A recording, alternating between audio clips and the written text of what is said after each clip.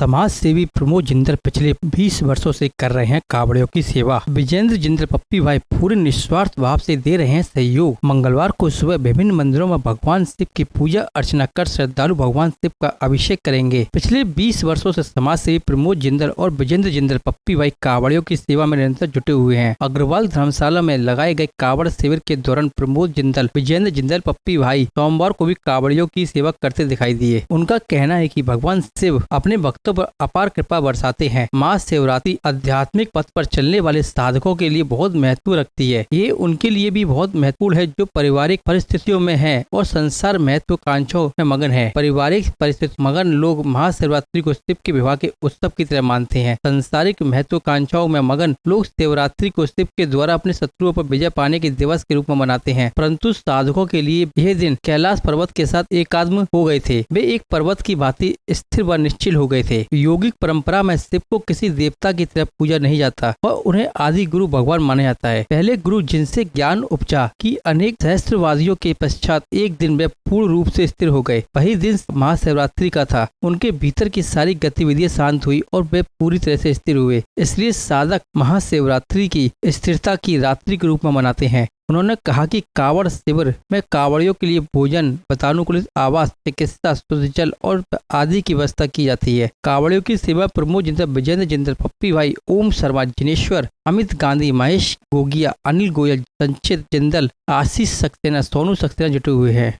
गौरतलब है कि आशीष सक्सेना और सोनू सक्सेना ये हमारे बड़े भाई साहब हैं प्रमोद जिंदल जी। ये पिछले 20 साल से ये भोले का शिविर जो है उनमें सार निस्वार्थ भाव से ये हमारे ताऊ जी से लड़ते हैं। पूरा कार्य यही संभालते हैं।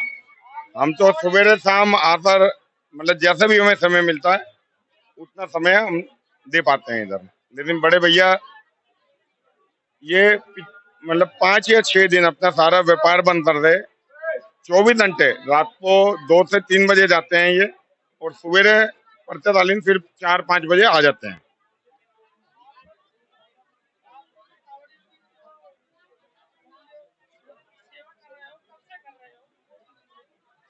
ये हमें तकरीबन 20 साल हो लिए। भोले जो है इधर जो भी भोले आते हैं इनके लिए गर्म पानी की व्यवस्था है। 2 साल कोरोना में उनके लिए गर्म पानी की व्यवस्था है।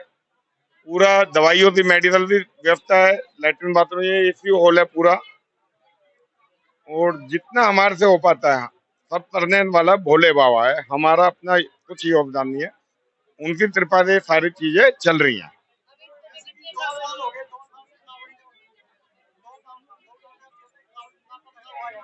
हाँ। देखो 2 साल से जो यात्रा थी वो बंद थी। वो आपको भी मालूम है कोरोना की वजह से। इस बारी हमारे इधर जो तकरीबन 2000 बंदा डेली आता है। ये जब हमारे 2 साल तो ये कोरोना की वजह से नहीं आ पाया, लेकिन उससे पहले शुरू से क्योंकि लास्ट 20 साल से ये कैंप चल रहा है।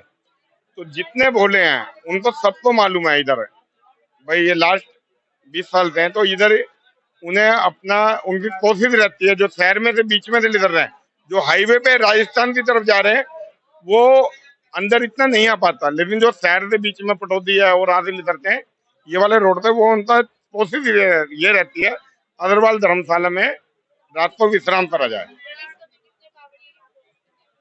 तकरीबन आज ये 400-500 कावड़िया तो इस समय एट प्रेजेंट हैं इधर। कुछ इधर बैठे हुए हैं, कुछ भोजन कर रहे हैं